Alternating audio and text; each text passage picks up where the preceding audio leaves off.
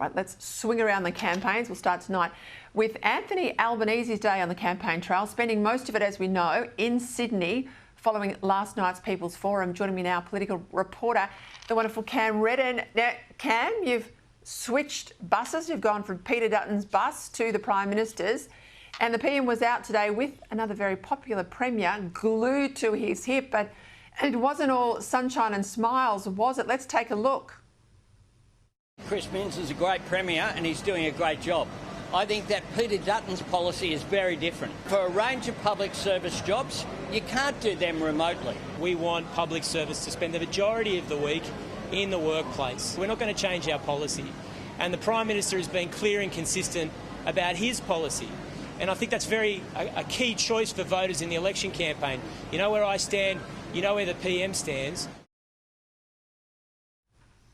There's some discourse there on work from home, Peter. Of course, the New South Wales Labor Premier there, Chris Minns, saying, well, our policy is slightly different from Peter Dutton's because we want most working from home.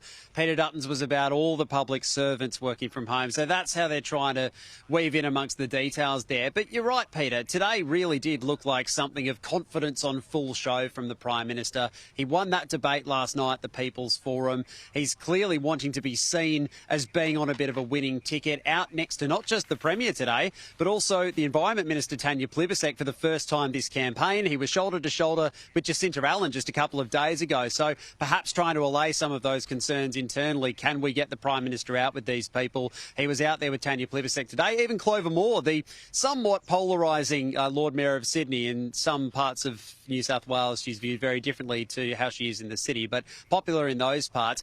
Peter, this was clearly all about just being seen to be amongst the people. He feels like he's got the wind at his back at the moment, got the win last night, feels like he's had a bit of a gift in terms of the work from home back down from the coalition. So that will be the thinking. Where we are here now in Cairns, the Prime Minister wants to be seen to be on the attack. He believes, and this camp believes, that a majority government is not completely off the table yet. It will be difficult. They will need to win seats, and that's why they're here in the seat of Leichhardt, which, remember, it's only 3.5% and has only been held by Warren Entsch when it comes to a Liberal national member in recent years. Since 2010, yes, in his hands, but it's been Labor in previous years before that. So they think with his retirement, they're a shot here.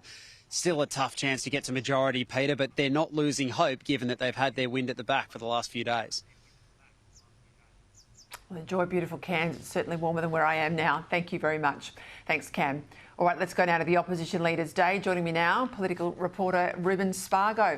Well, this is your first time on the campaign trail, Reuben. How did you go with Peter Dutton today, and what were his moves?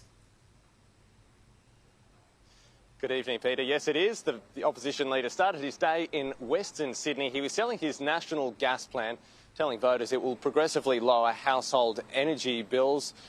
We know Peter Dutton took a tour of BlueScope Steel, a factory in the seat of McMahon, the electorate held by the Energy Minister Chris Bowen. Manufacturers like BlueScope are also seeking relief with gas.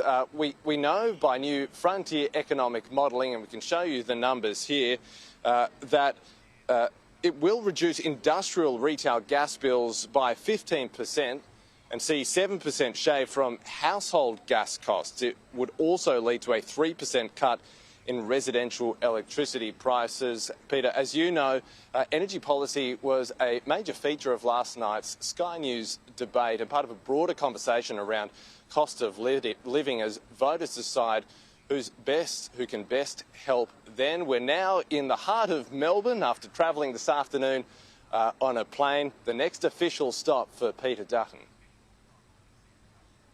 Thanks very much, Reuben.